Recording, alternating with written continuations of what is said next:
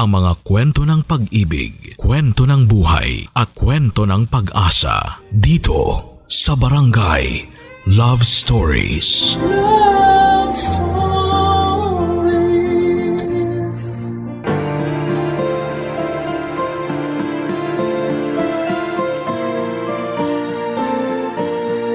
Ang pagkakaroon ng mabuting katuwang sa buhay ay biyayang galing sa may kapal.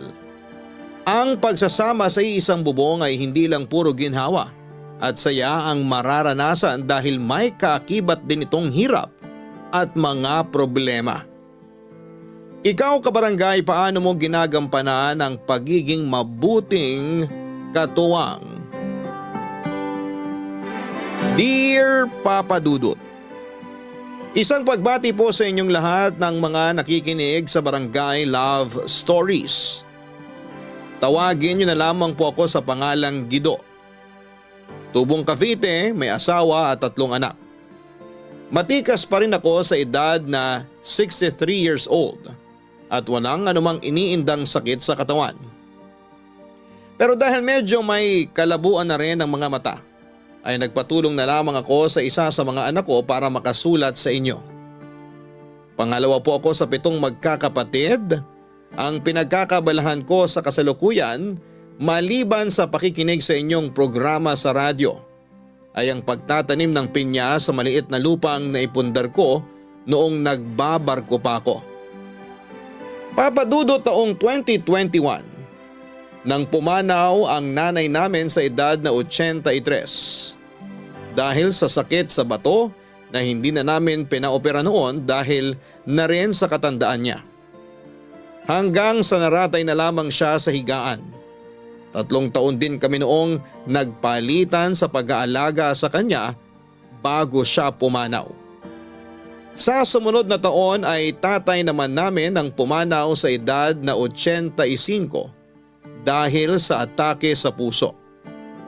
Nagsimula po ang kwento ko noong 35 years old pa lamang ako. May maaayos ng trabaho ang mga kapatid ko ng panahon na yon. Ako naman na walang permanenteng trabaho ay katukatulong ng tatay ko sa bukid. Nasa 30 na ako nang sa kauna-unahang pagkakataon ay nakasakay ako sa barko bilang isang seaman. Dahil nawili na nga ako sa trabaho ko roon ay halos hindi ko na namalayan na malapit na sa mid-30s ang edad ko. Hindi man kagwapuhan pero matangkad, moreno at may katangusan naman ang ilong ko na best asset ko noon. Noong panahong yon ay wala akong kamalay-malay na tuloy na pala ang plano ng mga magulang ko. Naipagkasundo ako sa anak ng kaibigan nila na Tubong Bulacan. Sa muli kong pagbaba ng barko, nakaplano na ang pamamanhika namin. Nabigla man ako ay pumayag pa rin ako sa nangyari, Papa Dudut.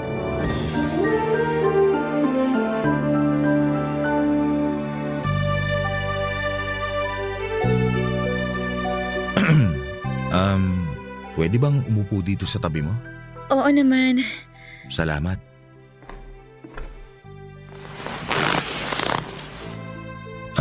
Kamusta ka naman? Heto, ayos lang. Balita ko, kabababa mo lang ng barko? Oo. Mga 1 linggo pa lang. Ano nga palang napag-usapan niyo ng mga magulang ko? Tungkol ba sa kasal natin ang tinutukoy mo? Oo, bakit ka pala pumayag? Nabanggit na kasi sa akin yun ng tatay ko bago pa ako sumakay ng barko. Akala ko nga, nagbibiro lang siya nung sabihin niya na ipagkakasundo niya ako sa anak ng kaibigan niya. Kaya pag uwi ko, nagulat na lang ako nung sabihin niya na mamamanhika na kami. Akala ko rin nagbibiro lang si na tatay. Mahilig kasi magbiro yun eh, kaya tinawanan ko lang yun nung una. Sigurado ka na ba sa pagpayag mo magpakasal sa akin? Ayoko kasing isipin mo na agrabyado ka kasi babae ka. Ay, ipinaubaya ko na sa mga magulang ko yung pagdedesisyon sa bagay na yan. May tiwala naman ako sa kanila eh. Ang bait mo naman palang anak, masunurin pa. Parehas lang tayo. Siguro naman kahit papano, may alam ka na rin tungkol sa akin. Si tatay pa. Ang hilig nung magkwento sa mga kaibigan niya ng tungkol sa buhay namin. Yung nabanggit lang ni tatay, wala nang araw sa kalendaryo ang edad mo. Hindi ka pa rin naghahanap ng mapapangasawa. Samantalang yung iba raw na kapatid mo na mas bata pa sa'yo, may mga pamilya na. Kaya nga siguro nakialam na sina tatay sa pag-aasawa ko. Kung ayaw mo naman, siguro hindi ka nila pipilitin. Pero hindi kasi ako suwail na anak eh. Tsaka alam ko na kapakanan ko lang iniisip nila. Pareho pala tayo nang iniisip tungkol sa naging desisyon nila. Ganun naman talaga yung mga magulang, di ba? Oo naman. Magiging magulang din tayo. Kaya mas lalo pa natin sila mauunawaan. Tama ka dyan.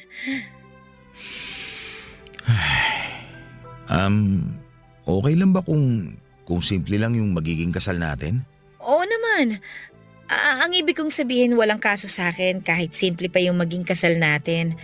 Sa totoo lang, hindi na nga ako umaasa na ikakasal pa ako sa edad kong to eh.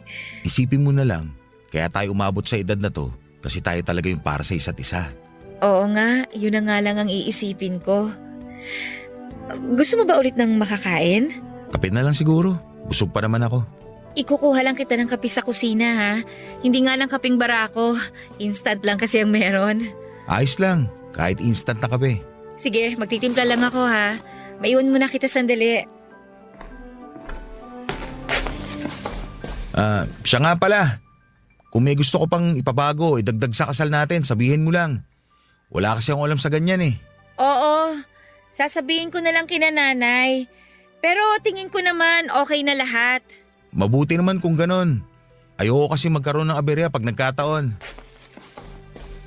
Oh, heto na pala ang kape mo. Konti lang nilagay kong asukal dito ha. Salamat ha. Ganito yung gusto ko sa kape, yung hindi masyadong matamis. Buti nagustuhan mo.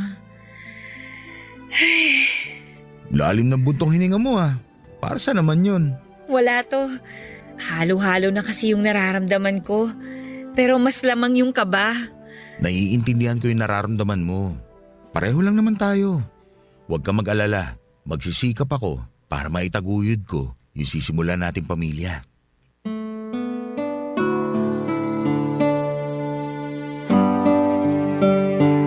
Wala pang isang buwan ang nakakalipas noon nang ikasal kami ni Lubing. Napakabilis na mga pangyayari, Papa Dudut. Tanging pamilya at malalapit na kaibigan lamang ang imbitado sa kasal namin. Simple lamang ang naging seremonyas. Pero nangibabaw ang simpleng ganda ni Lubing na binagayan pa ng wedding gown na suot niya. Lalo pang tumingkad ang pagkamorena niya sa gown na yon. Ang suot ko namang barong Tagalog ay siya ring ipinangkasal ng tatay ko noon. Sa ilang oras na yon ay ramdam ko pa rin ang pagkailang sa akin ni Lubing tuwing inaalalayan ko siya. Alam ko na kahit kasunduan lamang ang kasal namin ay masaya pa rin naman siya, Papa Dudut. Pagkatapos ng kasal ay dumiretso na kami sa bahay ng mga magulang ko, Papa Dudut. Nangako naman ako kay Lubing na pansamantala lamang kaming makikipisan at plano ko rin na magkaroon kami ng sariling bahay. Naging maayos naman ang pagsasama namin sa iisang bahay kahit marami kaming magkakasama doon. Maliban kasi sa mga magulang ko. Kasama rin namin sa bahay ang dalawa ko pang kapatid na pawang mga binata pa ng panahon na yon. Dahil magkasama na kami ay unti-unti ko na rin natutunang mahalin si Lubing. Nakita ko kasi sa kanya yung mga katangian na hinahanap ko sa isang babae. Matapos nga ang 4 na buwan kong bakasyon, tinawagan na ako ng agency sa Maynila para sabihin na naka-line up na ako para sa pagsampang muli ng barko. Nang panahon na yon ay nagdadalang tao na rin si Lubing, Papa Dudut.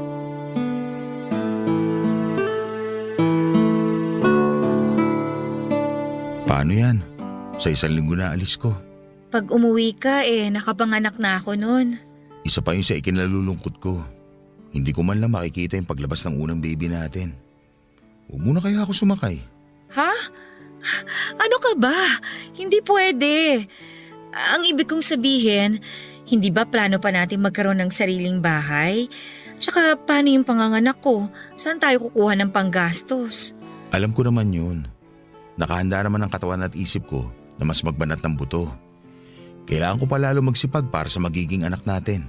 Malulungkot din ako kapag umalis ka. Pero naisip ko lang, paano kung doon kaya muna ako sa amin sa Bulacan? Nahihiya rin kasi ako sa pamilya mo. Ano na lang iisipin ng mga magulang ko kapag bumalik ka sa inyo? Baka isipin pa nila na wala kang tiwala na maalagaan kayo ng anak natin dito. Nahihiya lang talaga ako sa mga magulang mo. Nakakailang din kasing kumilos. Naiintindihan kita. Huwag ka mag-alala. Hindi magbabago pakikitungo nila sa'yo rito. Ay, sa bagay. Mabilis lang naman yung 1 taon. Basta ingatan mo sarili mo ha. Huwag ka masyado magkikilos. Iwasan mo rin magbuhat ng mabigat. Hayaan mo lang na sila ang kumilos dito sa bahay. Pwede ba yun? Baka sabihin naman nila senyorita ako dito. Maiintindihan naman nila yon. Buntis ka eh. Kapag ba nasa barko ka na, makakatawag ka pa dito sa bahay? May telepono naman sa barko. Pwede kaming tumawag gamit yung satellite. Iko-connecta sa pinakamalapit na bansa, tapos iko-connecta naman dito sa Pilipinas. Kaya lang, masyadong mahal yun. May bayad pala. Kala ko naman libre kayo nakakagamit. Pero kahit mahal, tatawag ako kahit paminsan-minsan para makumusta ko kayo dito. Mahirap ba yung trabaho mo doon? Oo, mahirap. Isipin mo kung 17 lang kayo sa barko, kayo-kayo lang ang magkakasama. Kayo-kayo lang din ang nag-uusap. Minsan nag-aaway pa kayo. Tapos, buong 1 taon, nasa gitna lang kayo ng dagat. Bakit kasi yan ang pinili mong trabaho? Gusto ko rin kasi makarating sa iba't ibang bansa. Tapos, malaki-laki rin yung kinikita. Sa hirap makaharap ng trabaho dito, kung magkaroon man, di rin naman ganun kalaking sweldo. Kahit mahirap ang trabaho mo maswerte ka pa rin.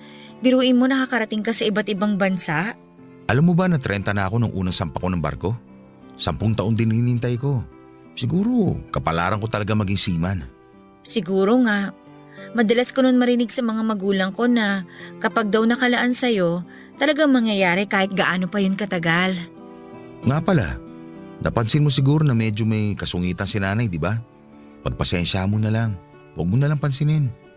Susubukan ko. Nakikita ko nga siya minsan na sinusungitan si tatay mo pero tinatawanan lang siya. Mabait kasi talaga si tatay. Ang swerte mo naman sa tatay mo. Siya nga pala, sa palagay mo kaya pagbalik mo, pwede na tayo makapagpatayo ng kahit na maliit na kubo lang? May ipon na rin naman ako kahit papano. Tsaka, hindi kubo yung bala ko ipatayo para sa atin. Yung lupa sa harap nitong bahay, malapit sa mga puno ng mangga, doon ko balak magpatayo ng bahay. Tsaka alam na ni tatay at pumayag na rin siya. Sakali nga na kulangin pwede naman muna ako manghiram ng pera. Baka isipin mo minamadali kita na magkaroon tayo ng bahay ha. Kung hindi pa talaga kaya, makakapaghintay pa naman ako Wala akong iniisip na ganun ha. Tsaka natural lang yung gusto mo na magkabahay kasi mag-asawa na tayo. Maraming salamat ha. Para saan naman yung pasasalamat mo? Sa pagiging mabuti tsaka responsableng asawa, kahit na pinagkasundo lang tayo. Parang teleserye no? Hindi nga lang tayo mayaman. Pero alam mo, maswerte pa rin nga ako kaysa dun sa mga kakilala ko na ikinasal sa karelasyon nila. Matinong lalaki yung napangasawa ko tsaka may maganda ring trabaho. Tuwing tinatanong ako ni na tatay kung kailan ko raw balak mag-asawa, lagi ko sinasabi no na gusto ko muna magkaroon ng maayos na trabaho. Para naman makaipon muna ako. Ayoko kasi na pati yung perang pangkasal ko sila pa yung magbibigay. Kaya nga proud ako sa'yo Kahit simple lang yung naging kasal natin, malaki pa rin ang nagastos mo. Kaya kahit sabihin mo na biglaan yung kasal natin, sigurado ako maibibigay ko sa iyo yung kasal na pangarap ng kahit sinong babae. Ang maipapangako ko naman sa'yo, magiging mabuti akong asawa at magiging ulirang ina sa mga magiging anak natin. Pangako ko naman na lalo ako magsisipag para sa magiging anak natin. Papadudot makalipas nga noon ng 1 taon, ay umalis na ako para muling sumakay ng barko. Gusto ko sanang silubing ang maghatid sa akin sa airport pero masela ng kanyang pagbubuntis ng mga panahon na yon. Ang 2 kapatid ko na binata na lamang ang naghatid sa akin sa airport. Bago ako umalis ay katakot-takot na bilin ang ginawa ko kay Lubing at maging sa mga magulang namin. Nagbilin din ako na magpadala ng sulat si Lubing para malaman ko ang lagay nilang mag-ina. Nais ko rin kasi na kahit wala ako sa kanilang tabi, alam ko pa rin ang nangyayari sa kanila, lalo na sa unang anak namin. Inabot ng 1 taon bago ako muling nakauwi sa amin, Papa Dudut. Sa mga panahong magkalayo kami, nakatanggap ako ng 5 sulat galing kay Lubing. Ang isa sa mga sulat ay natanggap ko noon ay nang sabihin niyang nagsilang siya ng malusog na sanggol na lalaki. Walang pagsidla ng saya na nararamdaman ko noon. Parang gusto ko nang ipagsigawan sa buong karagatan ang magandang balitang natanggap ko. Maging ang mga kasamahan ko noon ay masayang masaya para sa akin. Naging kainip-inip naman para sa akin yung mga sumunod na araw at buwan sa barko dahil mas lalo akong nasabik na makauwi para makita na ang mag-ina ko. Gaya ng ginagawa ko nung wala pa akong asawa. Hindi ko pinapaalam sa pamilya ko tuwing uuwi ako, lalo na kay Lubing. Gusto ko kasi siyang sorpresahin. Pero hindi ko akalain na ako pala ang masosorpresa noong panahon na yon, Papa Dudut. Barangay Love Stories. Barangay Love Stories.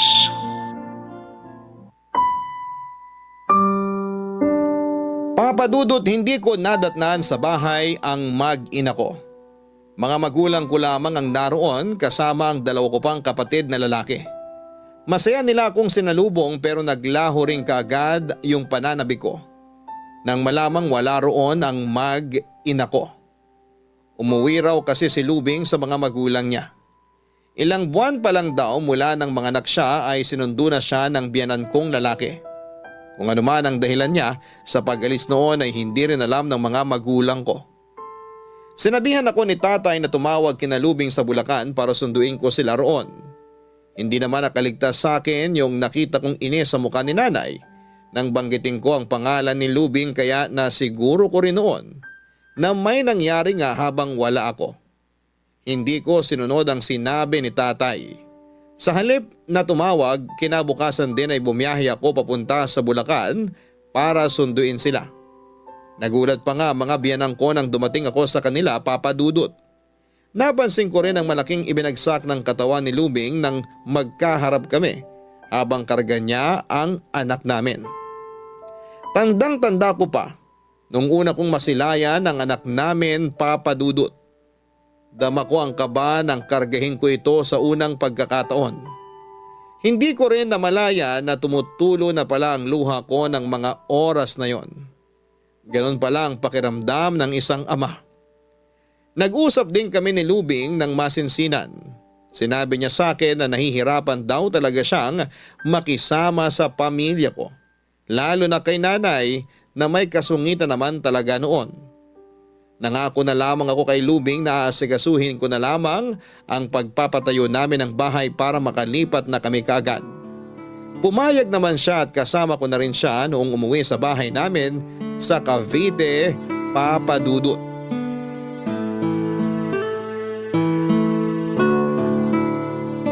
Kapag kinulang yung pera natin sa pagpapatayo ng bahay, handa naman magpautang si tatay sa akin.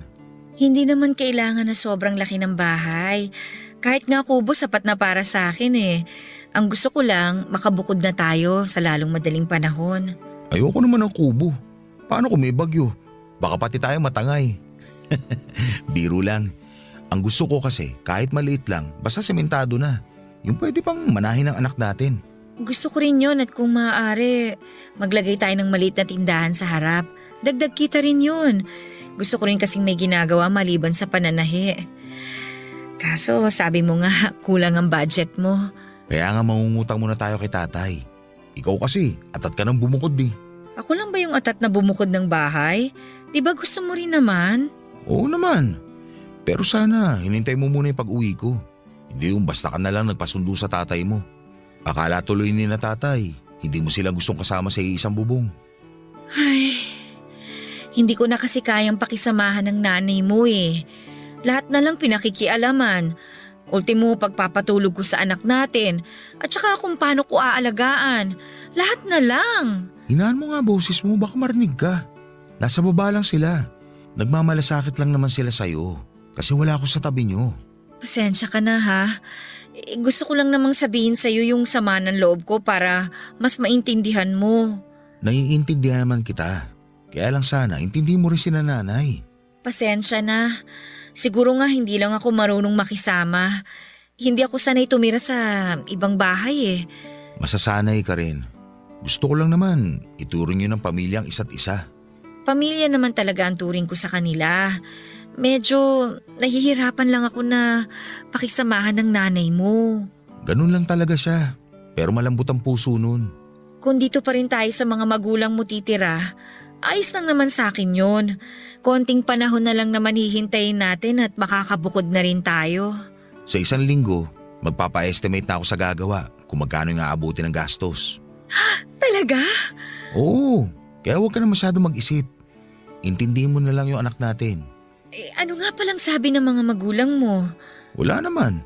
Saka, yung pagtatayuan naman natin ng bahay kaparte ko sa lupa. Baka kasi isipin nila na minamadali kita sa pagkakaroon ng bahay.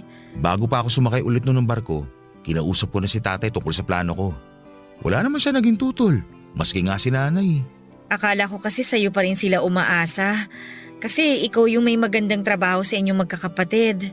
Hindi ganun yung mga magulang ko. Di porke ako'y nag-a-abroad sa akin na sila aasa. Oo, nagbibigay ako pero hindi nila ako inuobliga. Kita mo nga, ang laki ng sakahan ni tatay. Kung bibigyan mo pa rin sila at yung mga kapatid mo, kahit may pamilya ka na, wala namang kaso sa akin yun eh. Ngayon na may pamilya na ako, syempre kayo na yung prioridad ko. Ewan ko ba?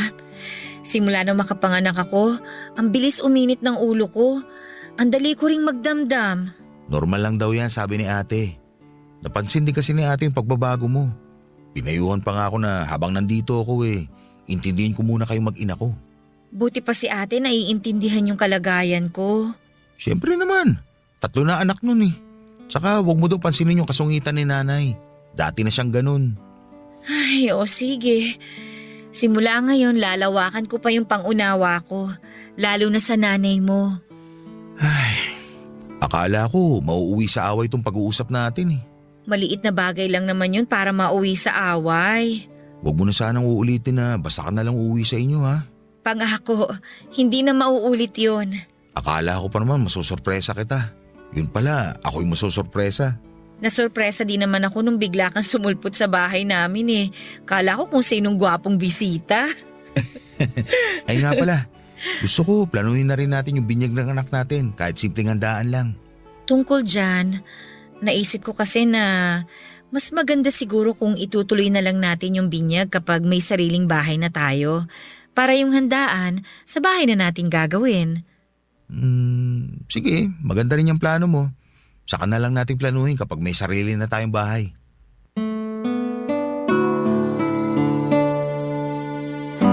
Matapos ma-estimate ang mga gagastusin ay agad na ring inumpisahan ang pagpapagawa sa bahay namin, Papa Dudut.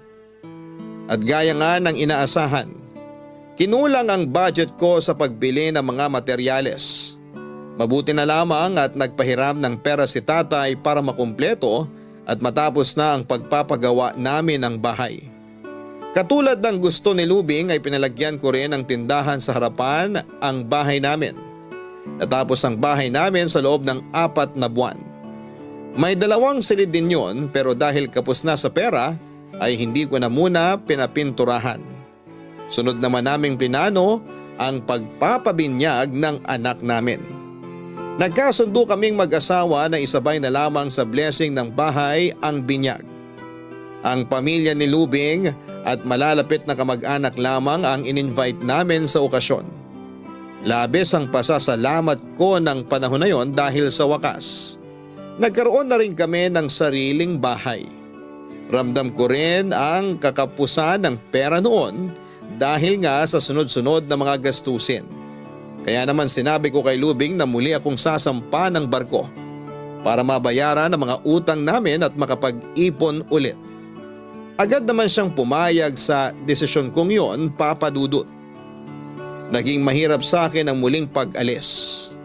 Bukod sa mamimiss ko ang anak ko, buntis na ulit si Lubing at sa pangalawang pagkakataon, wala ako sa tabi niya sa oras na manganganak siya. Ganon pa man kahit nakakainip ang isa namang taon ng paghihintay, ay masaya ako dahil 3 na silang naghihintay sa pagbabalik ko. Wala kasi akong kamalay-malay noon na may malaking problema na palang kinakaharap ang pamilya ko.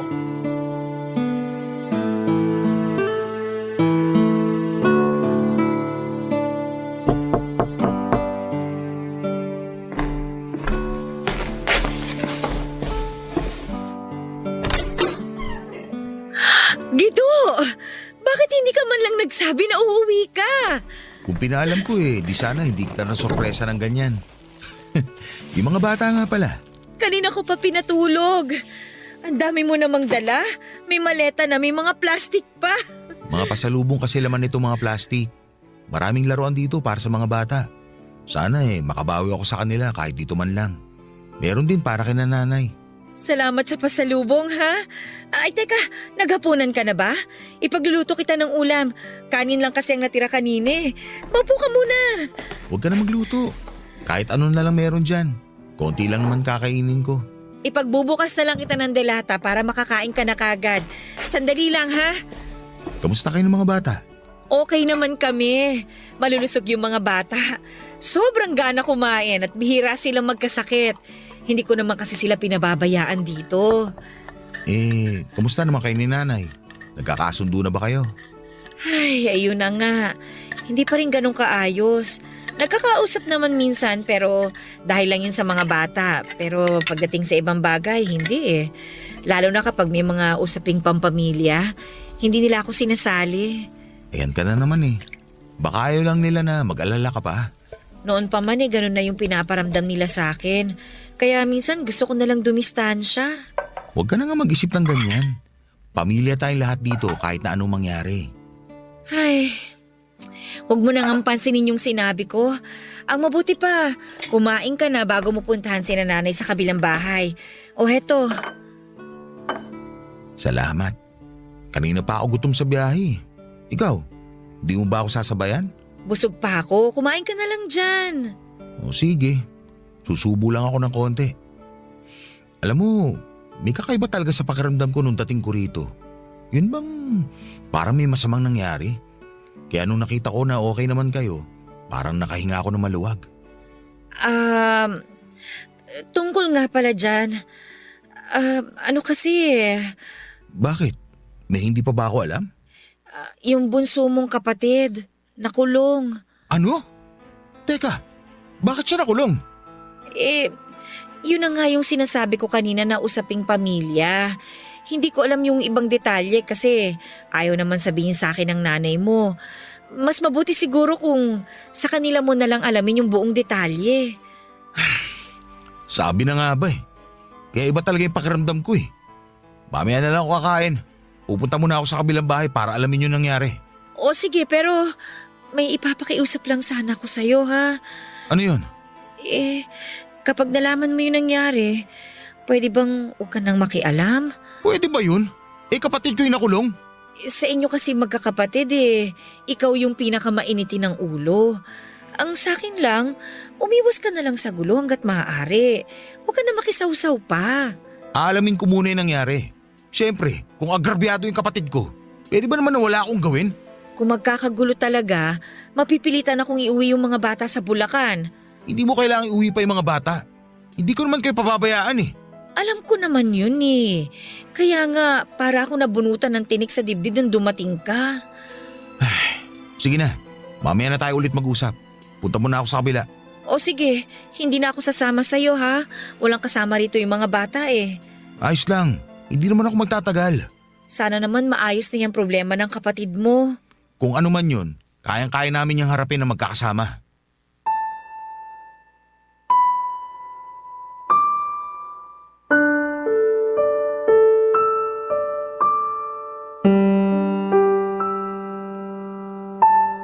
Papadudot gaya ng inaasahan ko ay tuwang-tuwa ang mga magulang ko at kapatid ko sa biglaan kong pagdating.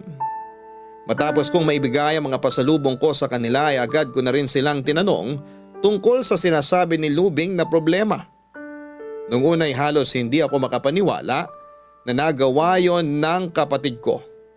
Likas kasing mabait at tahimik lamang ang kapatid kong yon. Hindi ko na lamang idedetalye yung buong pangyayari dahil masyadong sensitibo yung dahilan kung bakit siya nakulong. At para sa privacy na rin ng kapatid ko. Pero masasabi ko na ang problema na yon ang pinakamatindi sa lahat ng sumubok sa katatagan at pagkakaisa ng buong pamilya ko. Dahil sa pangyayaring yon, pansamantala muna akong natigil sa pagbabarko hanggang sa tuluyan na nga akong hindi nakaalis at inabot na rin yon ng ilang taon.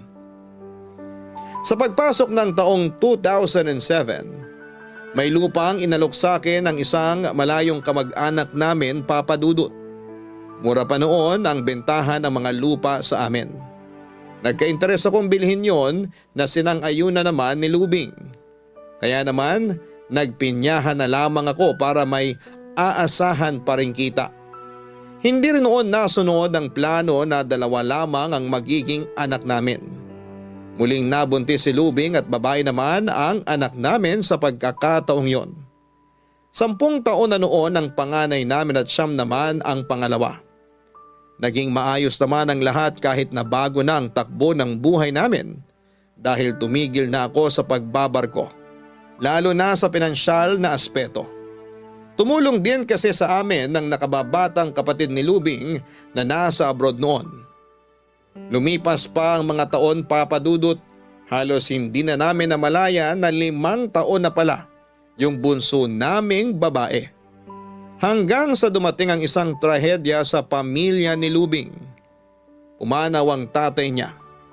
At dahil 2 lamang silang magkapatid at nasa abroad ang isa, napakiusapan siya na samahan muna ang nanay nila sa Bulacan kahit pansamantala lamang. Pumayag naman ako at naiwan ako sa bahay namin sa Cavite para sigasuhin ang mga tanim kong pinya. 1 beses kada buwan kung dalawin ko ang mag-ina ko sa Bulacan. Doon na rin nag-aral ang mga bata. Kalaunan ay nag-apply na rin ang trabaho si Lubing bilang mananahi. Ang idinahilan niya sa akin ay ang pagkainip niya sa bahay ng nanay niya.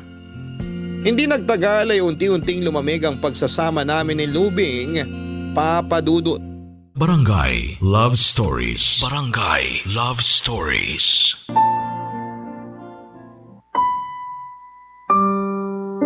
Papadudot yung dapat ay pansamantala lamang na pananatili ni Lubing sa Bulacan ay umabot na ng halos 2 taon. Napansin ko rin ang pagbabago sa mga anak ko.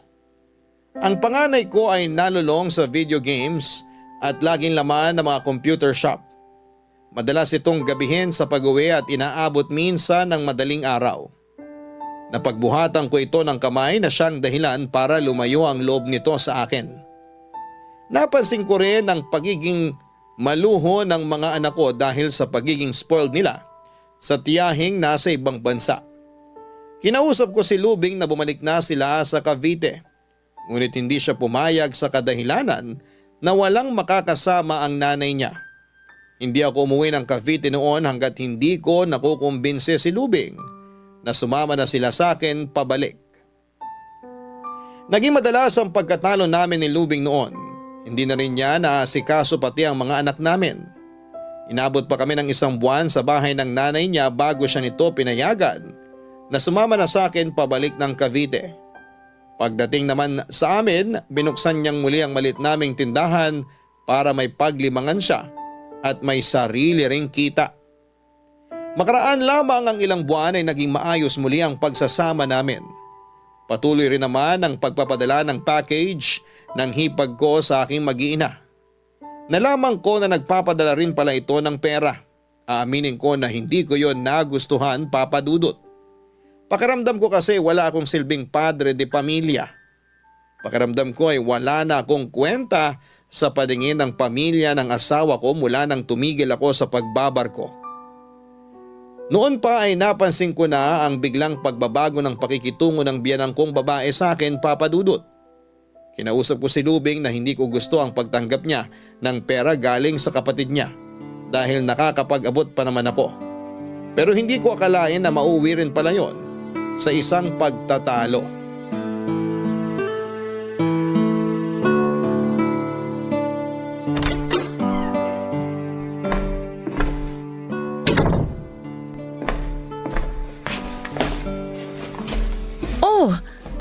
namang umuwi. Sakto, nakaluto na ako. Daming ulam ah. Buti nagkasya yung binigay ko sa yung pera pamalengke. Ay, makaupo nga muna. Kung yung pera mo lang yung gagamitin ko, nako, hindi talaga magkakasya. Nagpadala na naman ba yung kapatid mo? Oo, nag-aaya nga yung mga bata na mamasyal naman daw kami sa mall sa linggo. Bibili rin daw sila ng mga damit. Wala na akong gana kumain. Oh, bakit naman sambakol na naman yung mukha mo? Ano ba gusto palabasin ng kapatid mo ha? Ano? Hindi kita maintindihan. Akala mo ba hindi ko napapansin? Na nag-iba na yung paikituon ng pamilya mo sa akin mula nung hindi na ako nakakasakay ng barko? Wala naman silang sinasabi na masama laban sa'yo ah. Siyempre, yan sasabihin mo. Kung ayaw mong maniwala, di wag. Imbis na turuan mo kung paano magtipid yung mga anak natin, tinuruan mo pa maging maluho. Wala namang masama kung magbigay yung kapatid ko ah. Tiyahin naman nila yon. Buti nga nakakakain sila sa mamahaling restaurant at saka nakakabili ng mga branded na damit eh. Anong gusto mo? Magmukhang gusgusin yung mga anak natin? Hindi yun ang pinupunto ko. Gusto kong mamuhay ng simple yung mga bata. Ayoko maghangad sila ng higit pa sa kaya ko ibigay. Gusto mo kasi itulad sa'yo eh. Ah, ganon. Kung ganyan palang tingin mo sa akin, tigilan na natin tong usapan na ito. Hindi pa ako tapos. Wala naman kasing kwenta yung sasabihin mo eh.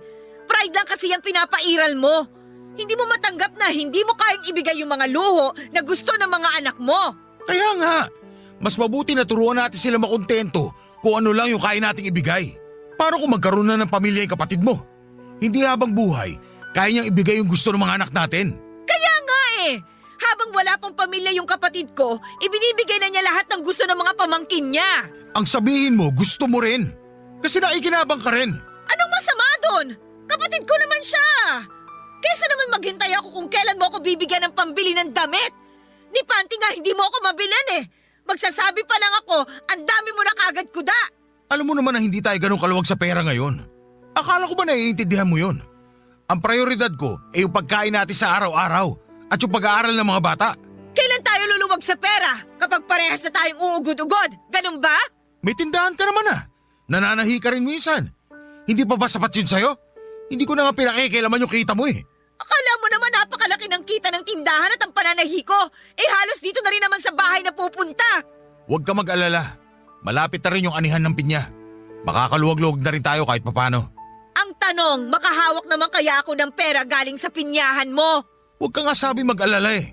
Bibigyan kita. Kaya lang naman kita ayaw pahawakin ng pera. Minsan kasi magastos ka. Oo, aminado ako doon. Ayoko lang kasi na maranasan ng mga anak natin yung hirap namin noon. Pero sana, hindi yung ubos biyaya. Yung ba kinabukasan eh, hindi na malaman kung saan kukuha ng panggastos. Kaya sana hayaan mo na yung tiyahin nila na ibigay yung mga gusto nila. Hindi mo ba nakikita yung pagbabago sa mga anak mo? Lalo na doon sa panganay natin. Napakayabang. Akala mo kung sino na umasta. Hindi kami ganun pinalaki ng mga magulang namin. At yun yung gusto kong matutunan nilang tatlo. Porke ba nakukuha ng mga anak mo yung gusto nila eh? Tingin mo na sa kanila hindi mabuting bata, ganun ba? Lumaki na yung ulo ng mga anak mo dahil lang nakukuha nila yung mga gusto nila. Ganun ba yung gusto mong pahalagahan nila? Pera at material na bagay? Pagsasabihan ko na lang sila. Kailan? Kung malaki na yung ulo nila at di na kaya sawayan? Mas maganda kung titigilan na ng kapatid mo yung pagbibigay sa kanila ng mga luho. Seryoso ka ba? Ano na lang ang iisipin ng kapatid ko? Na masyado tayong ma-pride? Mas mahalaga pa ba iisipin niya kung para sa ikabubuti ng mga bata? Hindi naman sa ganon. Nasanay na kasi sila sa lahat ng hilingin nila na ibinibigay agad. Pues masasanay din sila na makontento sa kung ano lang ang kaya nating ibigay. Mahirap to para sa panganay natin. Alam mo naman simulat sa puli, siya yung palaging kinikilingan dahil nag-iisang lalaking apo. Kaya nga eh. Kalalaking tao tapos laging nakasandal sa inyo. Kaya mahina ang loob. Paano matututong tumayo sa sariling payo ang anak natin? Ay sige, ako na ang bahala sa kapatid ko. Sasabihan ko na rin yung mga anak natin. Huwag mo sanang masamain yung paraan ng pagdidisiplina ko sa kanila. Para sa kanila din yon. Ayokong dumating yung araw na pera na lang yung magiging basehan nila sa pakikisama sa ibang tao. Diyan nag-uumpisa ang lahat eh. Naiintindihan ko na. Sana naman, huwag mong ipagkait yung mga pagkakataon na magbigay yung tiyahin nila kahit tuwing may okasyon na lang. Sige, pero kapag may okasyon lang talaga. Salamat naman. Sana lang tama yung desisyon mong yan.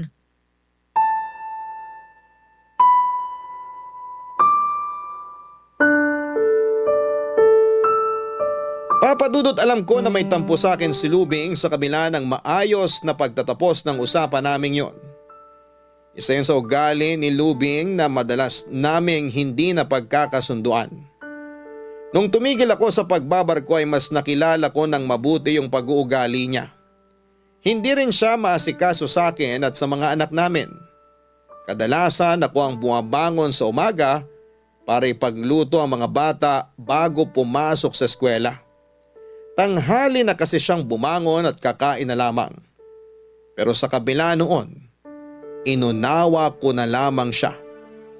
May isang hapon nga na dumating ako galing sa pinyahan. Narinig kong kinakausap ng panganay naming anak si Lubing. Tinatanong nito Papa Dudut kung bakit hindi pa rin ibinibigay ng tiyahin ang bagong cellphone na hinihingi nito. Nahihirapang magpaliwanag si Lubing sa anak namin na hindi tamang humingi ng ganon kamahal na cellphone sa hipag ko. Ilang beses na sumagot ng pabalang ang anak namin Papa Dudut. Napailing na lamang ako noon habang nakikinig sa pagtatalo nilang mag-ina. Hindi rin ako nakialam sa pagdidisiplinang ginagawa ng asawa ko. Pinapalamig ko rin muna ang sitwasyon bago ko kinausap yung panganay namin. Naabutan ko noon sa silid namin si Lubing. Malungkot at malalim ang iniisip. Sinabi ko sa kanya na narinig ko ang lahat ng pinag-usapan nilang mag-ina. Sinabi ni Lubing na siya daw ang sinisisi ng anak namin kaya hindi ito nabilihan ng bagong cellphone. Nasaktan daw siya ng sobra. Noong sa kauna-unahang pagkakataon ay sagot-sagutin siya ng anak namin. Niyakap ko na lamang si Lubing habang sinasabi na mapagtatanto din ang anak namin na mali ang ginawa nitong pagsagot. Simula nang kinausap ni Lubing ang kapatid niya, tumigil na ito sa pagbibigay tuwing humihingi ang mga anak namin Papa Dudut. Naunawaan naman ng hipag ko ang nais kong mangyari. Kinausap ko rin ang masinsina ng mga anak ko na hindi magandang ugaliin ang paghingi ng material na bagay na hindi nila pinaghirapan. Ginawa kong halimbawa ang sarili ko na sa kabila ng hirap na dinanas ko, mas pinili ko pa rin ang makontento sa kung ano lamang ang meron ako. Sinabi ko rin na nais kong matutunan nila ang pakikipagkapwa-tao nang hindi tumitingin sa kanilang katayuan at huwag silang mabulag sa material na bagay na panandalian lamang sa mundong ito.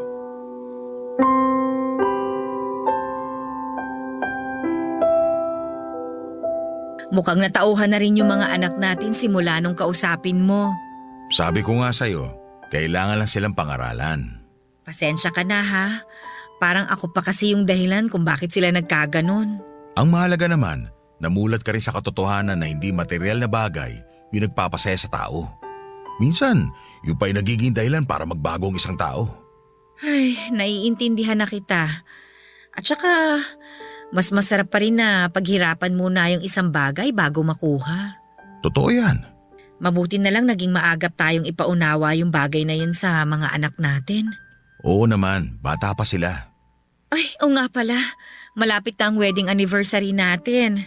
Sa 1 linggo na nga pala yun, no? Gusto mo bang lumabas tayo ng mga bata? Magluto na lang tayo dito sa bahay. Gastos lang kapag lumabas pa tayo eh. Aba, natututo ka na ata maging praktikal ah. Kailangan eh. Lalo't magkukuleyo na yung panganay natin. Huwag ka mag-alala sa pag-aaral ng mga bata. Lahat sila makakapagtapos ng pag-aaral. Ako nang bahala. Hindi naman ako masyadong nag-aalala. Alam ko naman na magagawa natin silang pag-aralin. Ganyan dapat. Laging positibo mag-isip.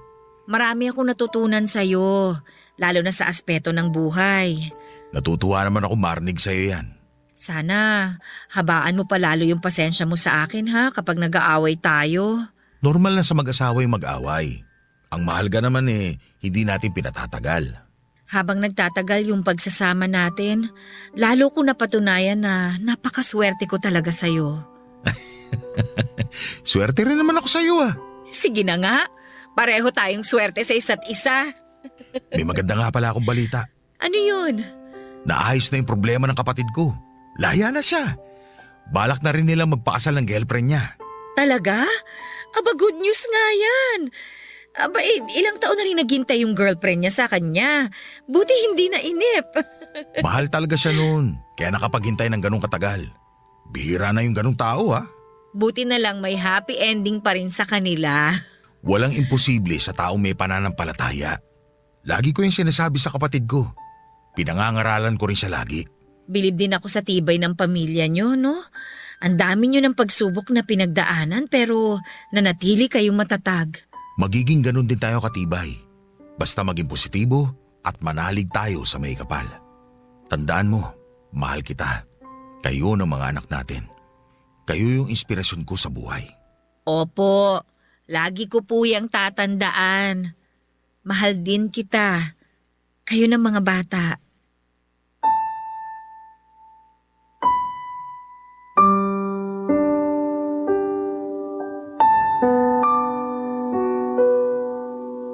Lalong pinagtibay ng panahon ng samahan namin ni Lubing bilang mag-asawa, Papa Dudut. Kabi-kabila man ng mga pagsubok na dumating sa amin, laging positibo ang pananaw namin na malalampasan rin namin yon. Tuloy pa rin naman ako sa pagpipinya at si Lubing naman sa kanyang tindahan. Natuto na ring mag-budget ng pera si Lubing, kaya naman sa kanya ko na ibinibigay lahat ng kinikita ko. Tuwing nasa pinyahan ako, lagi akong nagpapasalamat sa Diyos sa pagbibigay sa akin ng hindi man perpektong katuwang sa buhay ay isa namang mabuting asawa at ina ng mga anak namin. Sa ngayon, kami na lamang ni Lubing ang magkasama dito sa bahay. Ang panganay at pangalawang anak namin ay may kanya-kanya na silang pamilya at malayo ang bahay sa amin. Ang bunso naman naming anak sa Maynila nagtatrabaho at bibihira na lamang umuwi. Simula nang marinig ko sa radyo ang programa ninyo, ay hindi ko na pinalampas ang pakikinig sa inyo, Papa Dudut. Maging si Lubing ay nawiwili na rin na makinig sa inyong programa. Araw-araw din naming inaabangan ang Barangay LS 97.1 kung kailan namin mapapakinggan ang kwento naming dalawa. Hanggang dito na lamang ang paglalahad ko ng kwento ng buhay at pag-ibig namin ni Lubing. Maraming salamat po and more power sa inyong programa. Ang inyong forever kapuso at kabarangay, Gido. Nagustuhan ng iyong napakinggan? Ituloy yan via live stream sa www.gmanetwork.com/radio. Barangay LS 97.1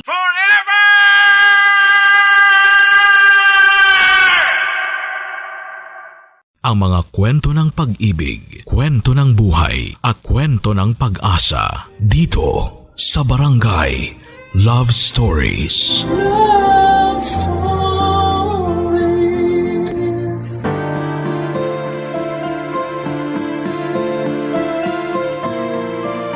May mga pagkakataon na pag may nagawa tayong mali, tila bumabalik tayo sa umpisa.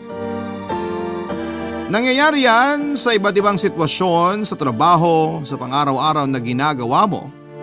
Ikaw, kabarangay, kung kinalabit ka ng tadhana at bumalik ka sa simula, ikakagalit mo ba o tatanggapin mo na?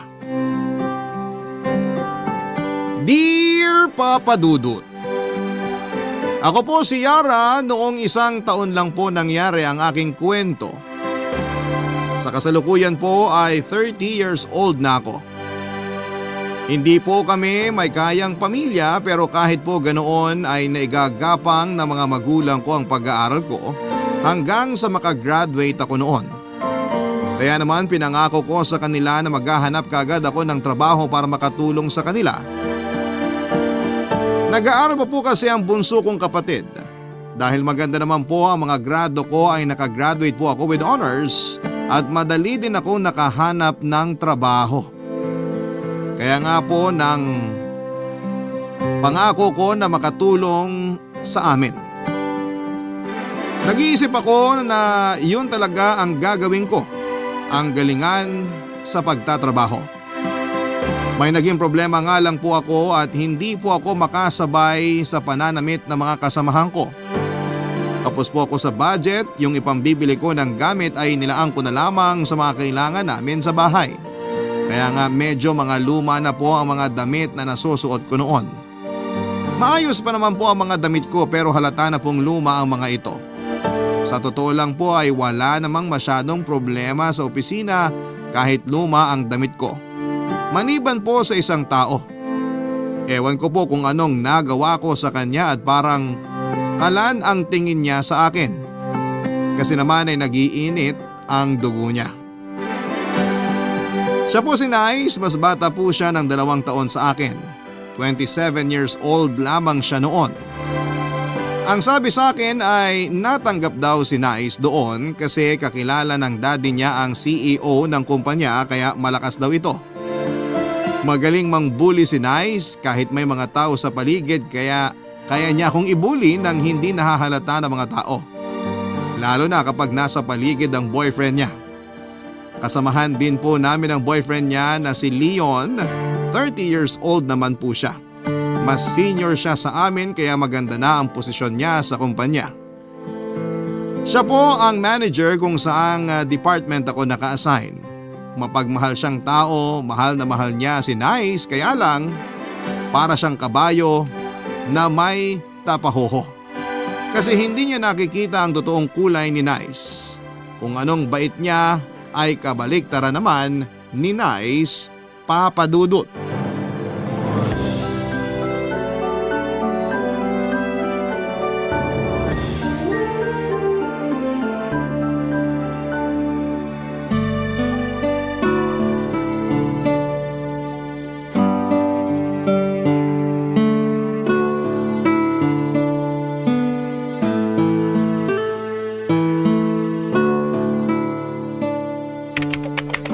Jurassic? Ha? Jurassic? Sang ira galing yan? Ang alin? Yung ginagamit mo? Alin? Itong laptop? Ha? Laptop yan? Oo. Akala ko pang hilod ng elepante. Ito lang kasi yung laptop ko eh. Eh di bumili ka ng bago. Walang pambili. Napakadukha mo naman. Laptop lang, wala kang pambili. Pag-iipunan ko pa. Matagal ka na ba dito? Bago lang ako. Bago ka lang dito pero yung damit mo luma. Oh, sorry. Lumang-luma pala. Ilan lang din kasi ang damit kong pang-alis eh. Nakakaawa ka naman. Pang-alis yung suot mo. Kasi sa bahay namin, basahan na yan eh. Sobra ka naman. Ano? Sumasagot ka sa akin? Hindi naman. Kilalanin mo muna kung sino ako dito bago ka magmalaki dyan ha. Ay teka, ano nga bang ipagmamalaki mo? Eh minamaliit nga kita. Papasok na ako sa loob ha. Hoy! Bakit? Bastos ka ha? Paano ko naging bastos? Kinakausap kita, aalis ka? Bastos ka! May tatapusin pa kasi ako. Wala akong pakialam. Pag kinakausap kita, huwag kang aalis. Aalis ka lang pag pinaalis na kita. Huwag mo akong tinatalikuran. Hindi naman sa ganun. Palasagot ka pa? Ayoko ng sinungaling dito ha? Hindi naman ako sinungaling eh. Kita mo na, nagsisinungaling ka na naman. Ano bang kailangan mo? Hoy, hindi tayo magka-level ha? Mamang itawag mo sa akin. Okay. Ano? Okay. Sabi ko, mamang itawag mo sa akin. Sumagot ka! Ma'am! Anong ma'am? Sagot ko po. Piloso po ka, baka… Pasalamat ka, kakalinis lang ng kuko ko. Baka madumihan pa pag nasampal kita. Pwede na po ba akong lumabas? Ma'am? Sinasarcastic mo ba ako? Paano po ba ako magpapaalam? Maupo ka dyan. Sasabihin ko kung kailan ka aalis. Pero may trabaho pa po ako eh. Bakit ako wala? Iyon nga po. Magtrabaho na po tayo, ma'am. Nangiinis ka ba talaga? Naguguluhan po ako. Kasi tanga ka.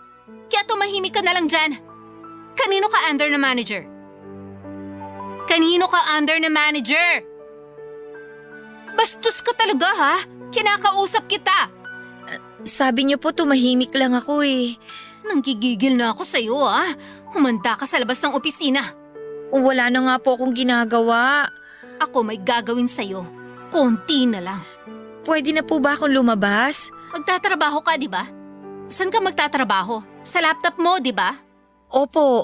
Oh, ayan ang laptop mo. E di dyan ka magtrabaho? O ano? Magtrabaho ka na. Oh! Bakit mo hinulog yung laptop ko? Ikaw mag-ingat ka sa pagsasalita mo ha. Nasagi ko lang. Hinulog mo eh! Ayan! Ayaw na mag-on! Kunwari ka pa. Sa itsura niyang laptop mo, sigurado namang noon pa sira na yan. Makaalis na nga dito. Naku, sira na yata tong laptop ko. Papa Dudut, hindi ko po talaga alam kung bakit gano'n na lamang ang galit ni Nice sa akin. Hindi ko pa nga siya kakilala ng matagal. Sa ilang linggo ko pa lamang sa opisina ay ilan pa lamang ang kakilala ko. Yung mga katabi ko sa table at ang manager namin na si Leon, ayaw niya pong magpatawag ng sir kaya lahat kami ay Leon ang tawag sa kanya. Dahil alam ko na si Nice ay girlfriend ni Sir Leon, paano ko sasabihin sa kanya na ibinagsak ni Nice ang laptop ko? Paano ako magpapaliwanag sa kanya? Nasa laptop ko ang lahat ng report na gagamitin namin kinabukasan. Umiyak na lamang ako, Papa Dudut, kasi hindi ko din naman kayang awayin si Nice. Dahil mas matagal na siya at malakas daw ang kapit niya sa kumpanya. Sabi ko sa sarili ko na mga oras na yon ay titiisin ko na lamang po kesa naman matanggal ako sa trabaho. Hindi po pwedeng matanggal ako dahil marami akong responsibilidad. Pero iniisip ko kung paano ko maitatawid yung report ko. Baka yun din ang maging dahilan ng pagkatanggal ko sa trabaho. Gulong-gulo na ako nang biglang pumasok si Leon sa loob ng pantry at nahuli niya akong umiiyak. Mahirap na pong mag-deny kasi huling-huli at kitang-kita na umiiyak ako. Ang tagal bago ko nasabi ang dahilan. Pinilit niya po kasi akong sabihin ang dahilan ng pag-iyak ko. Sinabi ko na lamang po na aksidenteng nahulog ang laptop ko kaya nasira at wala pa akong ibang kopya ng mga ginawa kong report. Papa Dudut, sinabi niya na kailangan ng report kinabukasan ng umaga. Natakot ako sa kanya at hindi ko na alam ang gagawin ko. Pero imbes na magalit ay naawa pa siya sa akin. Sinabi niya na kailangan kong mag-overtime para tapusin namin ang report. Gagamitin na lang daw namin ang laptop niya and take note namin. Kasi tutulungan niya daw ako hanggang sa matapos ang report dahil importante yon. Madali naman po sa akin yung report kasi kabisado ko naman po yon. Pero madami po kasi kaya dahil sa dami ng mga kailangan tapusin ay ginabi din po kami. Pagkatapos ay nagaya si Leon ng late dinner kasi hindi pa po pala kami kumakain. Kaya pala kumakalam na ang sikmura ko. Nahiya ako kasi wala akong pera at nagulat ako kasi wala naman akong sinasabi pero bigla niyang sinabi na sagot niya daw. Kahit ayaw ko ay mapilit siya kaya sumama na rin ako kahit na nahihiya pa ako, Papa Dudut.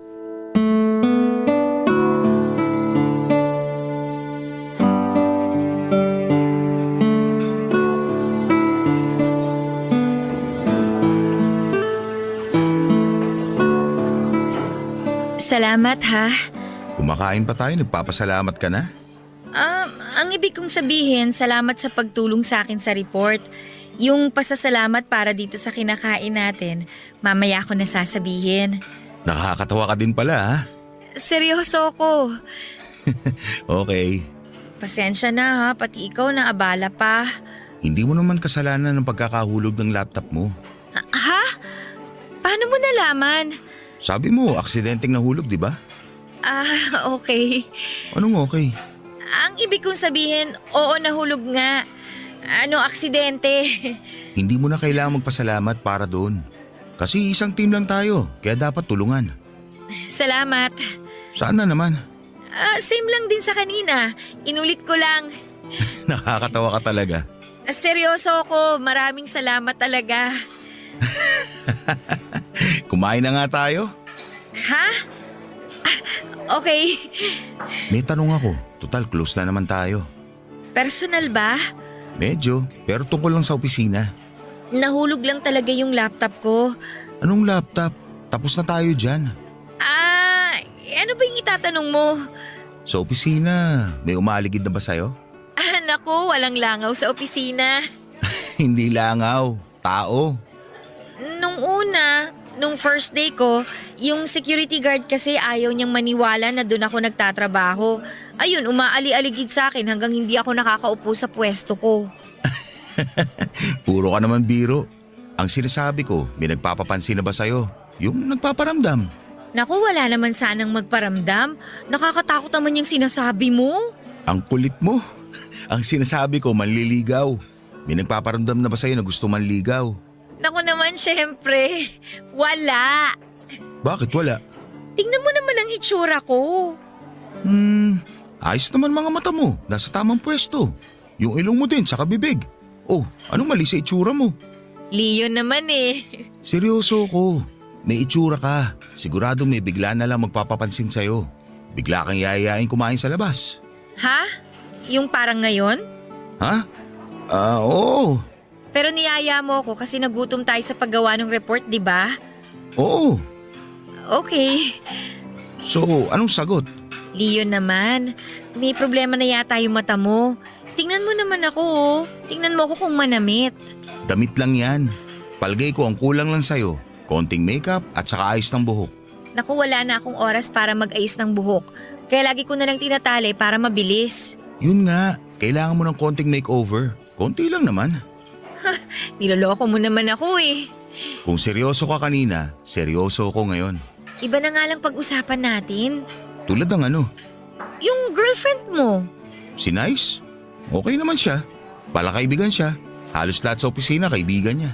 Talaga ba? Parang nagulat ka. Ha? Hindi, nagtatanong lang. Nagkakilala na ba kayo? Oo, sobra. Sobra? Sobrang ganda niya pala. Masyado lang siya makapal mag-makeup. Sabi ko, bawasan niya pero makulit eh. Sabi ko, nagmumukha siyang matapang. First impression tuloy sa kanya ng lahat, mataray. Hindi ba? Anong hindi ba? Hindi pa ba tayo uuwi? Medyo late na din kasi. Okay. Sandali, babayaran ko lang ito kinain natin tapos hatid na kita. Saan? Sa inyo. May pupuntahan ka pa ba? Ha? Wala na akong pupuntahan. Papa Dudut, hindi pa kami agad umuwi kasi nagaya pa si Sir Leon doon sa paborito niyang cake shop. Mag-dessert daw muna kami at gusto ko na sanang umuwi pero nakiusap siya. Ipapatikim niya daw sa akin yung masarap na cake doon. At di nga po siya nagbibiro. Totoo nga at napakasarap ng cake na kinain ko. Ewan ko kung dahil ba noon lang ako nakatikim ng ganong cake o dahil noon lang uli ako nakakain ng cake. Makalipas ang ilang taon.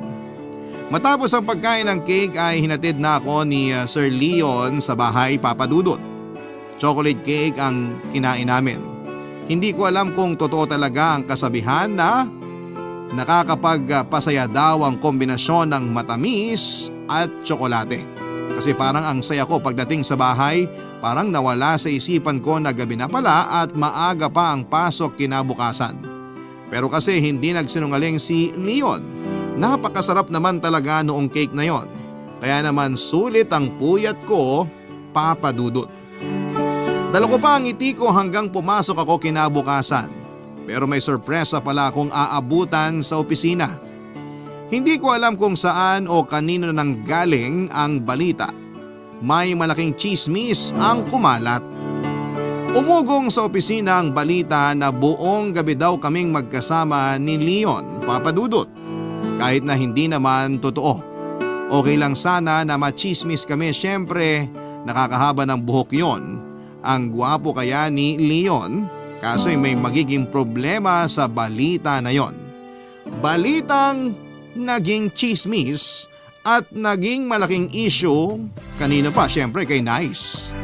Kung kumalat na sa opisina ay hindi imposibleng hindi rin makarating sa kanya ang balitang ito, Papa Dudut. Barangay Love Stories. Barangay Love Stories. At gaya nga ng inaasahan, Papa Dudut, ayun nalaman na nga ni Nice at nalaman ko noon na galit si Nice. Expected naman yon kasi noon ngang wala akong ginagawa sa kanya ay galit na siya. Paano pa kaya noong may kumakalat na chismis na? Kahit naman wala akong ginawa ay hindi siya maniniwala, Papa Dudut. Ewan ko kung ano ang naging development ng simpleng balita na dumating kay Nice tungkol sa pagdi-dinner namin ni Leon.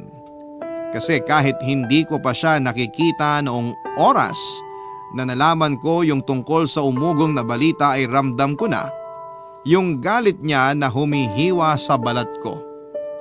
Naisip ko na huwag akong titigil sa lugar na wala akong kasama kasi kung mag-isa ko ay siguradong lagot ako kay Nice. Pag may kasama ako ay hindi niya ako mabuli-buli kasi nga tago siya kung mambuli para hindi malaman ni Leon. Kaya kapag may aalis sa tabi ko ay tatabihan ko na lamang kaagad yung iba na mga kasamahan ko. Pero Papa Dudut, nakakahaba uli ng hair yung pagselosan ako. Feeling ko ang ganda ko. Kaya kung galit si Nice sa akin dahil sa balita ay iniisip ko lang na minamaliit niya ako pero threaten siya sa akin. Actually, ang mga iniisip ko ay pagpapalakas lamang ng loob ko. Kasi nga ay ayoko po ng gulo dahil ayokong manega sa opisina. Pero nang mga panahon na yon ay hindi ko akalain na magiging dragon na pala si Nice. Kahit kaharap pa si Leon. Kasi nung umaga ay nagkita pang muli kami ni Leon sa pantry. Wala naman akong magagawa, maliit lang ang opisina at magka-team pa kami at manager ko siya. Paano hindi kami magkikita noon? Noong makita nga po niya ako sa pantry, may kasama ako at sinabi niya na may iaabot daw siya sa akin. Sa kanya tinawag yung kasama ko. Ayun Papa Dudut, naiwan ako mag-isa sa pantry at gusto ko nang umalis kaso'y babalikan daw ako ni Leon kasi nga ay may iaabot daw sa akin. Habang nakaupo ako ay ramdam na ramdam ko ang init. Parang may papalapit na dragon na nagbubuga ng apoy. Paglingon ko ay totoo ang nararamdaman ko. Palapit na si Nice at namumula pa. Kaso bago niya ako nalapitan ay naunang dumating si Leon. Pero nakita ko siya na tumigil kung saan nakikita niya ako at nakikita ko siya, Papa Dudut.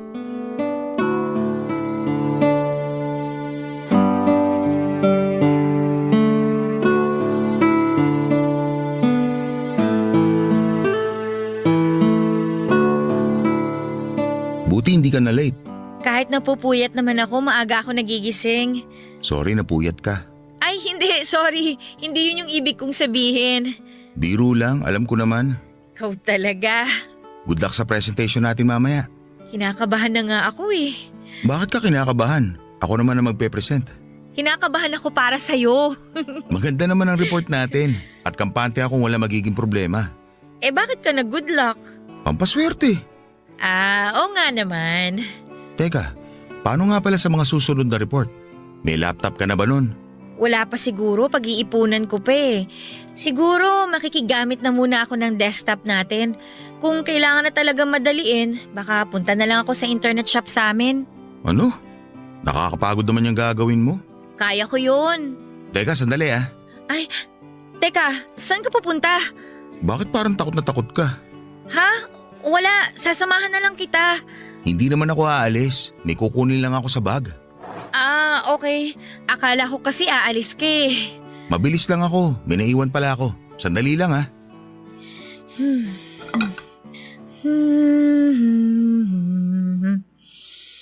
Hoy, Ay! Ano ba naman, ma'am? Umiinom ako eh. tigilan mo ko, baka ibuhos ko pa sa iyo yung kape mo. Ano na naman po ba? Wala na akong laptop, nasira na ng tuluyan. Wala akong pakialam sa basurang laptop mo. Ikaw ang kailangan ko. Pero magkaibang department po tayo. Anong sinasabi mo? Tigilan mo nga ako. Okay po. Saan ka pupunta? Aalis po para masolo nyo na po itong pantry. Subukan mong umalis, uubusin ko yung patay na buhok mo. Ano na naman po ba ang ginawa ko? Oh, nice! Leon, Anong ginagawa mo rito? ha? Hinahanap ka? Magkakilala na pala kay ni Yara? Oo. Magkaibigan na kami. Yara, magkaibigan na pala kay ni Nice? Ha? Oo. Sweet, bakit ka nandito?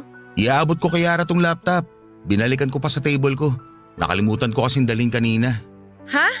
Ano yan? Laptop nga, hindi ba halata? Biro lang. Laptop to ng kapatid ko eh. Nasa Amerika na siya, saka ang tagal nang nasa bahay nito. Gamitin mo muna hanggat hindi ka pa nakakabili ng bagong laptop. Bakit mo ipapahiram sa kanya yan? Nasira na kasi yung laptop ni Yara. Kaya ipapagamit ko muna to. Para hindi na kami gabihin sa paggawa ng report. So, totoong magkasama kayo kagabi? Oo, mag-aalas 9 na kami natapos.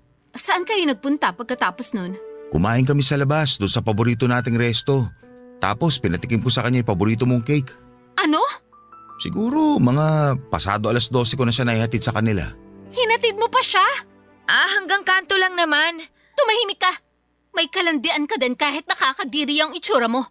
Alam mo kung anong bagay sa'yo? Ito! Uy!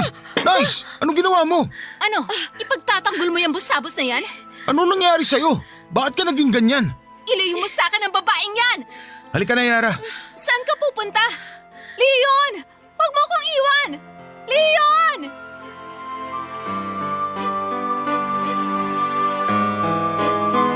Iniwan ni Leon si Nice, siya naman kasi ang nagsabi na ilayo daw ako ni Leon sa kanya. Pero galit na galit si Leon sa ginawa ni Nice, Papa Dudut. Todo hingi siya ng pasensya sa akin. May report kami ng lunchtime pero nagulat ako nang sumakay kami ng elevator. Tinanong ko kung saan kami pupunta at sa galit ni Leon ay parang hindi ako nadinig. Kaya hindi na lamang ako nagsalita pa. Nagpunta kami ng basement at sumakay sa kotse niya. Hindi ko alam kung saan kami pupunta at maaga pa naman noon pero may report kami ng alas 12. Hindi pa rin ako nagtanong muli at sinabi ko na sasamahan ko na lamang siya. Laking gulat ko, Papa Dudut, nang dalhin niya ako sa tindahan ng damit at pagpasok ay kinausap niya yung nagbabantay. Ilang sandali ay pinilian ako ng damit ng bantay ng butik. Matapos ay sinama ako sa loob. Itinuro niya ang banyo at ang sabi ay pwede daw akong maligo doon para matanggal ang lagkit ng kape. Nagulat ako. Noon ko lang nalaman na may butik pala na may banyo na pwedeng ipagamit sa mga bumibili at kompleto lahat ang kailangan mo sa banyo. Mula sa mga sabon hanggang sa mga deodorant. Nando na lahat. Siguro madalas bumili si Leon sa store na yon kasi inasikaso siya ng husto. Sabi ng bantay, pagkatapos ko daw maligo ay suotin ko yung damit na pinili niya para sa akin. Hindi ko alam kung bakit sumunod na lamang ako sa mga sinabi niya sa akin. Matapos kong maligo at isuot yung damit, binayaran na pala ni Leon yung sinuot ko at naglakad na kami papunta sa isang salon. Pinaayusan niya ako ng buhok at pinamakapan. Para akong utu-utong sunod lamang ng sunod. May isang oras pa bago ang report nang makarating kami sa opisina. Hindi ako nakilala ng mga kasamahan ko at sa totoo lang, Papa Dudut, nang humarap ako sa salamin ay muntik ko ding hindi makilala ang sarili ko. Maganda po pala ako. Yun na lang ang nasabi ko sa utak ko. Bago kami pumasok sa conference room ay nakita ako ni Nice at kitang-kita ko din kung paanong nagbago ang itsura niya sa sobrang galit, Papa Dudut.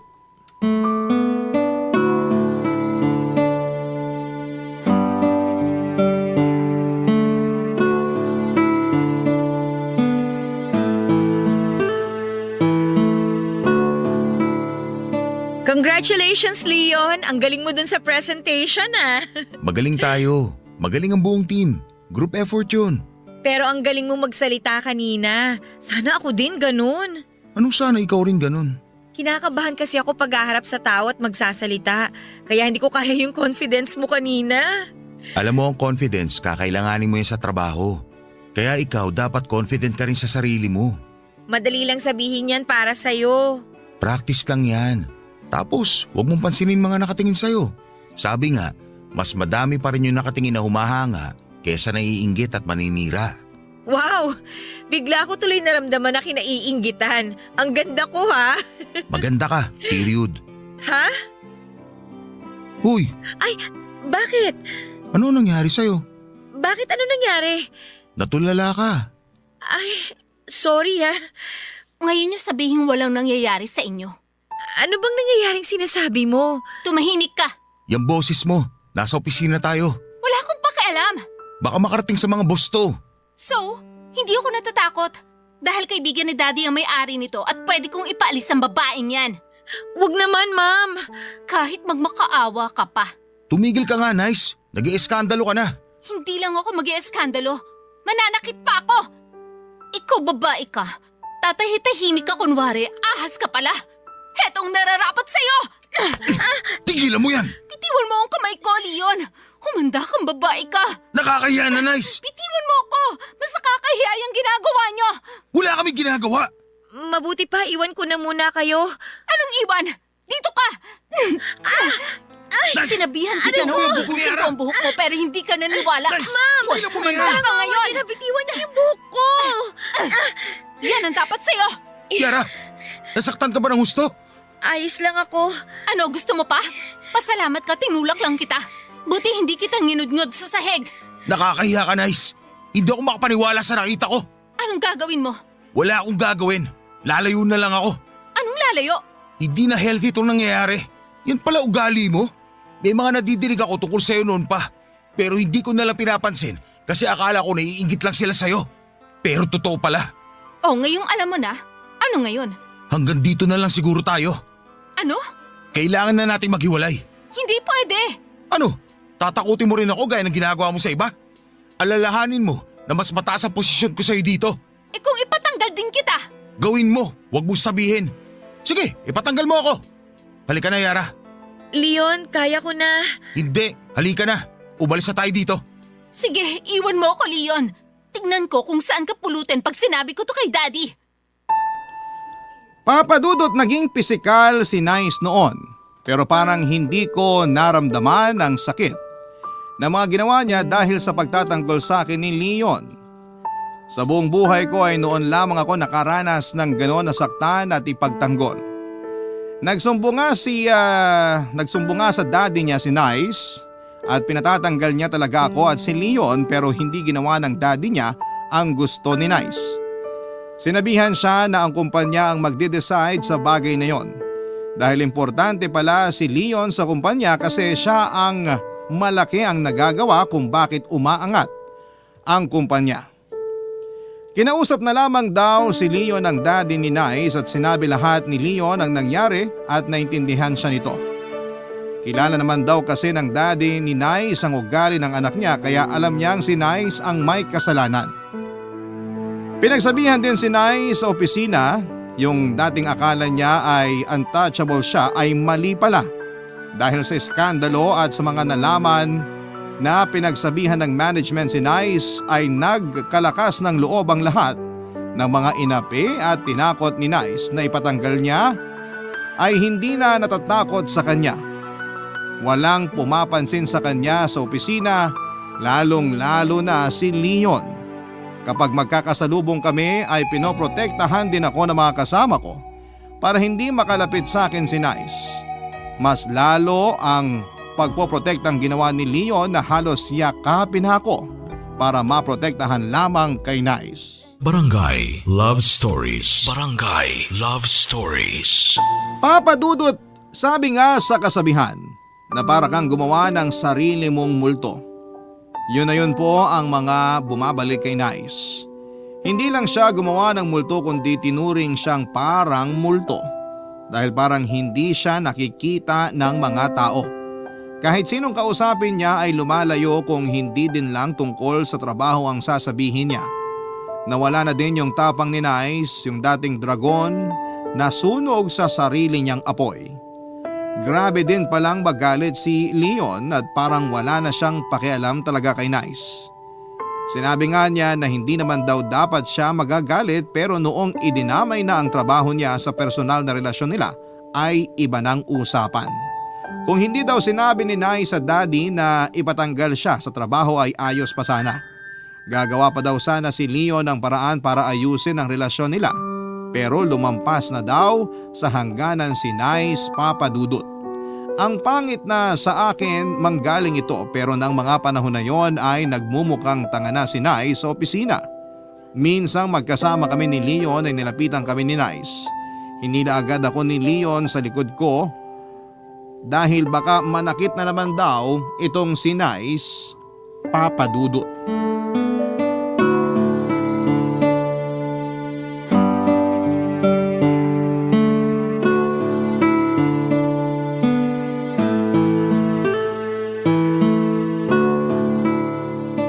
Salamat ha. Oh, saan na naman? Ikaw naman. Siyempre sa pagsundo sa akin. Ang lapit-lapit lang ng bahay ko dito sinundo mo pa ako. Malayo din yung 2 kanto, no? Saka along the way naman ng bahay nyo. Magpasalamat ka kung manggagaling pa ako sa south para sunduin kita sa north. Tapos babalik sa opisina sa south. Sa bagay. Siya nga pala, itong laptop, hindi pa ba hinahanap ng kapatid mo? Sa tagal niya na sa Amerika, hindi niya na hinahanap yan. Pero isusoli ko na rin kagad to pag nakahiram na ako sa iba ha. Pinahiram na nga kita, manghihiram ka pa sa iba. Nakakahiya na kasi. Nakakatulong sa iyo yung laptop, di ba? Oo. Dahil sa laptop na yan, natutulungan mo ang kumpanya, hindi ba? Oo. Dahil natutulungan mo ang kumpanya, tumitibay ito. At dahil tumitibay ang kumpanya, natutulungan mo din ang lahat para magtagal ang trabaho nila. At dahil natutulungan mo sila, ikaw din natutulungan nila. Hindi ko masundan, sorry. Ang point, gamitin mo lang yung laptop. Nahilo naman ako sa paliwanag mo. Gutom lang yan. Tara, mag-almusal tayo sa cafeteria. Sagot ko ha. Ayos malaki na ba sahod mo? Ako na sasagot. Hoy, hindi. Binigyan ako ng increase. Maliit pa lang yung binigay sa'yo, kaya kakapusin ka pa sa dami ng kailangan mo. Kaya saka mo na ako ilibre pag malaki na increase mo. Sige na nga. Baka bigyan mo na naman ako ng nakakahilong explanation.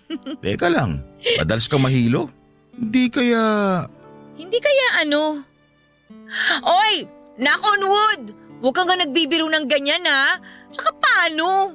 Grabe ka naman makapag-react. Wala naman ako sinabi Ikaw nag-iisip niyan. Oy, bad joke yun ha. Sorry, kalimutan mo na yung bad joke na yun. Doon naman tayo sa good. Anong good? Good joke? Hindi joke, good lang. Ayoko na sorpresahin ka, kaya sasabihin ko na. Ano ba yan? Pasuspense ka naman Hilingan ako ng pangalan para sa promotion. Ay, maganda yan. Sinong nirecommend mo? Naku, nagtatanong pa. Di ikaw. Okay. Yan lang talaga ang nasabi mo? Okay? Promotion to. Ibig sabihin, mas mataas na posisyon, mas mataas na sweldo. Nireko mo pa lang naman ako Ayokong umasa. Siyempre maraming pagpipilian. Sa akin lang humingi ng reko. Sino pang mga sinabi mo? Ikaw lang. Ha? Kaya mukhang sa'yo talaga mapupunta ang posisyon. Huwag ka naman magbiro ng ganyan. Seryoso ko. Hindi lang yun. Dahil maganda ang mga nangyayari sa department natin, nag-reko din ako ng increase sa buong team. Nakakatuwa naman. Magandang early Christmas yun para sa lahat pag natuloy. Anong early Christmas? June pa lang. Di ba ang early? Si Nice, Huwag mo na lang pansinin. kawawa naman. Kailangan niya matuto. Siguro naman natuto na siya. Paano mo naman nasabi? Kasi tahimik na siya Wala na siyang inaaway. Hindi pa prueba yon. Malay natin baka buwe-buwelo lang yan. Sobra ka naman. Good morning. Good morning daw, batiin mo din. Ayoko. Sobra ka naman, batiin mo na. Hindi pa ako handa. Nice! Huh? Good morning din! Salamat. Tara na, gagawa pa tayo ng report. Report? Oo, tara na. Okay, sige. Nice, punta na kami sa office Sige. Nice, gusto mo Halika na, Yara. Okay. Papa Dudut, alam kong sobra ang mga ginawa sa akin ni Nice noon. Hindi naman sa nagpapakasanto ako pero awang-awa po ako sa kanya. Hindi na siya pinapansin ng mga katrabaho namin pero mas hindi na siya pinapansin ni Leon. Alam kong 3 taon silang magkarelasyon, parang napakasama naman ni Leon sa ginagawa niya pero naiintindihan ko siya. Gusto lamang talaga ni Leon na ma-realize ni Nice lahat-lahat ng kamalian niya. Pakiramdam din kasi ni Leon na sa loob ng 3 taon ay niloloko pala siya ni Nice. Mabait sa harap niya pero pagtalikod niya ay napakalupit sa ibang tao. Nagtataka nga daw si Leon kung bakit ganon. Hindi naman daw spoiled sa bahay si Nice, sa katunayan may pagka-istrikto ang daddy niya. Kaya nagtataka daw siya kung bakit ganon si Nice. Pero ano pa man ang plano ni Leon kay Nice ay ayoko nang manghimasok. Kasi personal na nila yon at hindi ko naman po sinasabi na balikan niya. Ang sa akin lang naman po ay maging maayos na ang lahat. Mas masarap kasi ang walang kaaway. Patuloy na naging ganon ang trato kay Nice, hindi lang ni Leon pati ang lahat ng buong opisina. Dahil doon ay naapektuhan ang performance ni Nice, na-demote po siya. Lumalabas po na mas mataas pa ang posisyon ko noon kesa sa kanya. Hindi po kasi nagsinungaling si Leon, seryoso pala na i-recommend niya ako for promotion. Kaya naging supervisor ako habang si Nice ay bumaba ang posisyon. Papa Dudut, sabihin ko lang po na hindi po ang posisyon ni Nice ang kinuha ko. Kasi magkaiba nga po kami ng department kaya wala po akong naagawan o nasagasaan.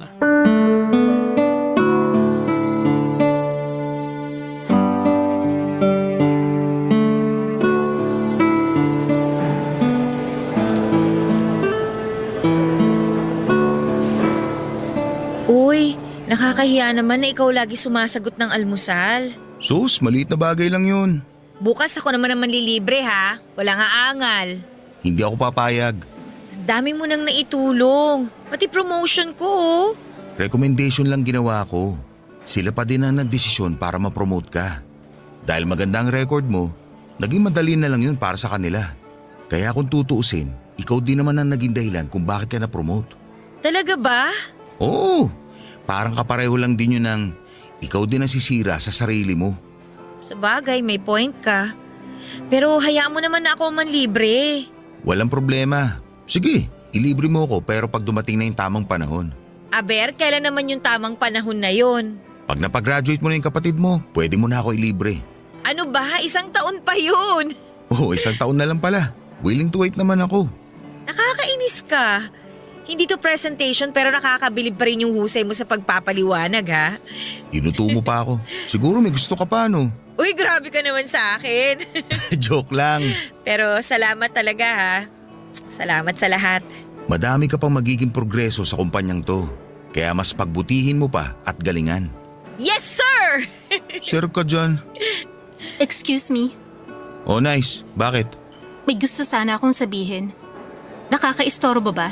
Nako, hindi. Halika, maupo ka. Salamat. Huwag ka sana manggulo. Hindi, may sasabihin lang ako. Sige, kung ipinapangako mo na walang gulo. Hindi ako manggugulo. Sige, maiwan ko na kayo. Teka, Leon, saan ka pupunta? Leon, kayong dalawa sana ang gusto ko makausap. Upo ka muna ulit dito. Break pa naman natin. O sige, ano ba yun, Nice? Una sa lahat, gusto ko sanang humingi ng patawad sa nagawa ko nung nakaraan. Sincere ka ba? Leon, Tinatanong ko lang naman. pasensya ka na, Nice ha. Naiintindihan ko naman si Leon. Hindi ko siya masisisi. Kalimutan mo na yung nangyari dati. Kalimutan na natin yung pare-pareho para wala tayong bit-bit sa dibdib natin. Salamat, Yara. Leon, Oh, anong sasabihin mo? Sana mapatawad mo pa ako, Leon. kalimutan na natin yun. O yan, okay na tayong tatlo ha. Salamat sa inyo. Yara, may gusto sana akong ibigay sa'yo. Ha? May ibibigay ka? Ano naman yun? Heto, Laptop? Bakit mo ako bibigyan ng laptop? ako ang dahilan kung bakit nasira ang laptop mo dati. Kaya ibibigay ko yan kapalit. Ay hindi, okay lang. Nagagamit ko pa naman yung laptop ng kapatid ni Leon kaya okay na yon, okay na yon. I insist. Para sa akin to. Para sa guilt ko, kaya sana tanggapin mo. Pero Sige na, Yara. bakit mo ibibigay sa akin tong laptop mo? Hindi mo na ba gagamitin to? O bumili ka na ng bago? Hindi. Ha? Anong gagamitin mo? Hindi ko na kailangan yan. Anong ibig mo sabihin? Nag-resign na ako. Ano? Wala nang pumapansin sa akin dito. Pero hindi ko sila sinisisi. Alam ko kasalanan ko, kaya tinatanggap ko lahat. Tsaka baka maapektuhan pa ang kumpanya dahil sa akin. Ha? Kailan ka pa nag-resign? Last month pa ako nagsabi. Effective today na ang resignation ko kaya last day ko na rin. Nice. Ayos lang ako. Magpapaalam na ako. Siya nga pala. Binabati ko kayong dalawa. Papa Dudut, hinabol ni Leon si Nice at nag-usap sila. Sinabi ni Leon na walang namamagitan sa amin kundi ang pagkakaibigan lamang. Totoo naman po, Papa Dudut, naging magkaibigan kami ni Leon matapos ang lahat ng mga nangyari. Kahit ano pong isipin ng iba ay wala talaga kaming naging relasyon. Maliban na nga po sa pagkakaibigan. Papa Dudut, nakagraduate na po ang kapatid ko at dahil mas maganda ang grades niya at isa siyang magna cum laude, ay mas lalo siyang madaling nakahanap ng trabaho. Ang sarap pong pakinggan noong magna cum laude, ang sarap sa dibdib na may pinuntahan ng hirap at sakripisyo ko. Kaya pakiramdam ko ay magna cum laude din po ako. Hindi pa siya nakakagraduate ay may kumuha na sa kanya na isang kumpanya. Maganda ang posisyon at mas maganda ang sweldo. Kinausap niya ako na magpahinga na ako sa sustento dahil siya naman ngayon ang bahala sa mga pangangailangan ng magulang namin. Napakasaya ko at hindi sinayang ng kapatid ko ang mga hirap namin para sa kanya. Sa ngayon ay manager na din ako, Papa Dudut. Nagbago na ang taste ko sa pananamit at may boyfriend na din po ako. Hindi po si Leon ha, dahil si Leon naman po ay may girlfriend na rin na mahal niya. Kaya naman nagpaplano na sila ng kanilang kasal ngayong taon. Ang babae pong sinasabi ko ay si Nice din, Papa Dudut. Nagkabalikan po sila at si Nice ay ibang-iba na kaysa noon. Malaki ang aral na ibinigay sa kanyang buhay at natuto siya sa mga nangyari lalo na sa kalabit ng tadhana. Maraming salamat po, Papa Dudut, at binigyang daan mo ang aking kwento. Maraming salamat din po sa Barangay LS sa pagtatampok ng mga kwento naming mga kabarangay dito sa Barangay Love Stories.